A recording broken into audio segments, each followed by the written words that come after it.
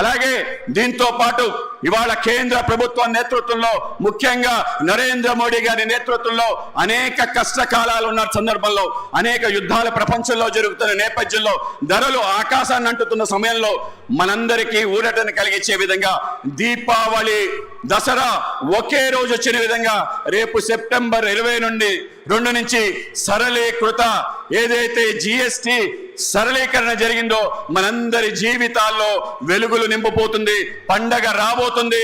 అన్ని రకాల నిత్యావసర సరుకులు ధరలు తగ్గబోతున్నాయని మీకు తెలియజేస్తున్నాను. మనందరం కూడా తప్పనిసరిగా మన నేత నరేంద్ర మోడీకి ధన్యవాదాలు తెలియజేయాలి. ఇంత కష్టకాలంలో అన్ని రకాల వస్తువుల యొక్క ధరలు తగ్గించడానికి 2 టైర్ జిఎస్టి విధానాన్ని తీసుకురావటం ఏదైతే ఉందో నిజంగానే చారిత్రాత్మకం.